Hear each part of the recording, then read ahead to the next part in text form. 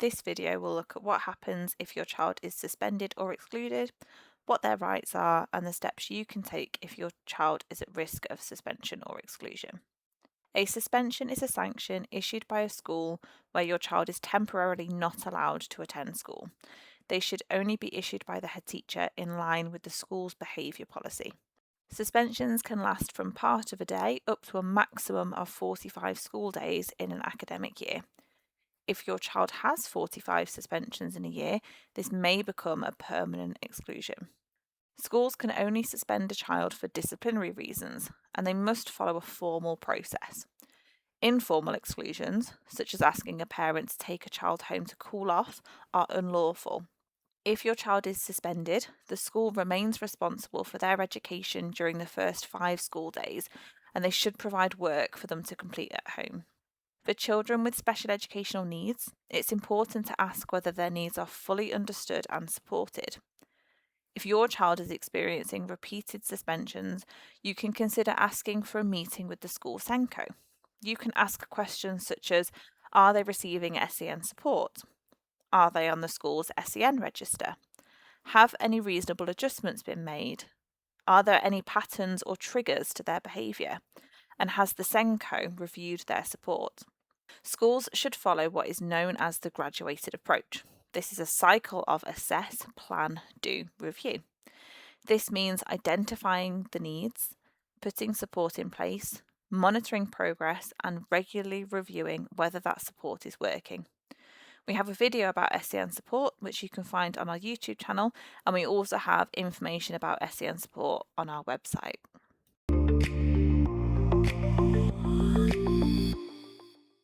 Following a suspension, schools should arrange a reintegration meeting, which you and your child should be invited to attend. The purpose of the meeting is not to revisit blame, but to understand what happened, identify any support needed, and prevent future suspensions. This is a good opportunity to discuss reasonable adjustments, support plans, outside services, and any other concerns you have about your child's needs. The main focus of the meeting should be on helping your child successfully return to school.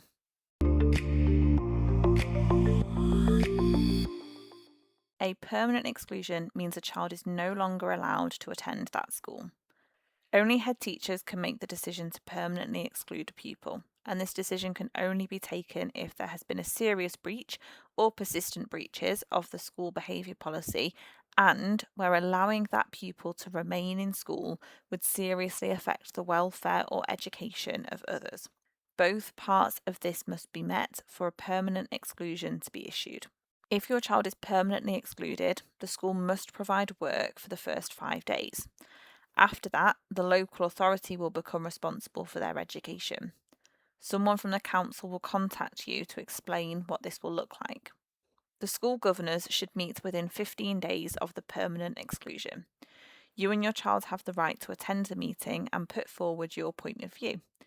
The head teacher will also attend this meeting and explain the reasons behind their decision. The governors will then decide whether or not to reinstate your child back into the school. When preparing for the meeting, consider whether the decision was lawful, fair, reasonable, and proportionate, and whether enough support had been put in place beforehand. If the governors decide to uphold the head teacher's decision, you can appeal through an independent review panel. You must do this within 15 days of the decision letter. The independent review panel does not have the power to reinstate your child or remove the exclusion from the child's record. There are 3 possible outcomes of an independent review panel. 1, they uphold the exclusion. 2, they recommend reconsideration by the governors. If this happens, the governors must meet within 10 school days to reconsider.